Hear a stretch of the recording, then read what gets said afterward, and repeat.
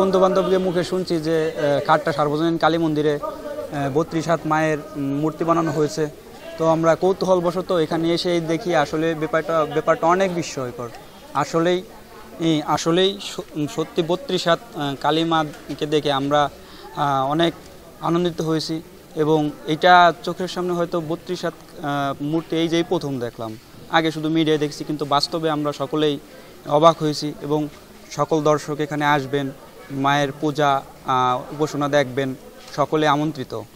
আমি আমার বন্ধু আসছে, আমাদের কয়েকজন সহপাঠী আসছে। আমরা এখানে মায়ের পূজা হবে, মায়ের প্রতিমা এখানে শুনেছি যে 32 হাত মা কালীর প্রতিমা তৈরি এখানে এসেছি, দেখলাম, খুব ভালো লাগছে। আশা করি আগামীকাল পূজা হবে, পূজায় আবার আসবো, খুব ভালো লাগছে এখানে। এটা আমাদের একটা ঐতিহ্য, এত বড় কালী মা আসলে গোপালগঞ্জে মনে হয় এটাই প্রথম হয়েছে। তো এটা দেখার জন্য আর কি সবাই এখানে আর কি দলে দলে আসতেছে, এইটাই।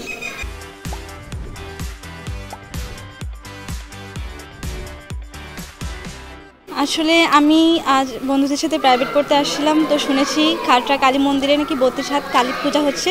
তো বন্ধুদের সাথে আমি পূজা মন্দিরে আসছি এবং মায়ের এত বড় মূর্তি দেখে আমি সত্যিই অবাক হয়েছি। এইখানে একটা বড় প্রতিমা করা হয়, তো আমি অনেক আগ্রহের সাথে এখানে আসছি এই প্রতিমাটা দেখে আমার অনেক ভালো লাগছে, অনেক আনন্দ, যে আমি অনেক খুশি এখানে। তো আমরা সবাই আসছি, দেখেছি, আমি জীবনে প্রথম এভাবে বড় প্রতিমা দেখেছি।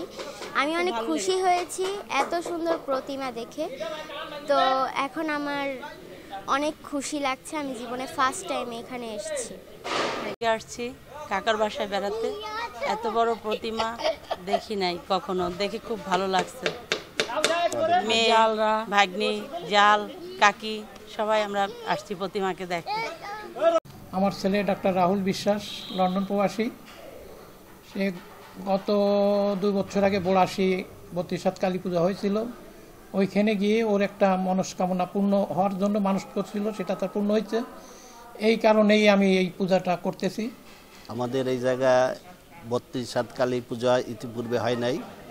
একটা মানুষের উদ্দেশ্যে আমার মামাতো ভাই সে মানত করছিল, সে যদি লন্ডনে চান্স পায় তাহলে মানত পুজো করবে, 32 হাত কালী পুজো করবে। সেই উপলক্ষে দীর্ঘ 3 মাস পরিশ্রমের পর আগামী দিন সেই পূজা হতে চলছে।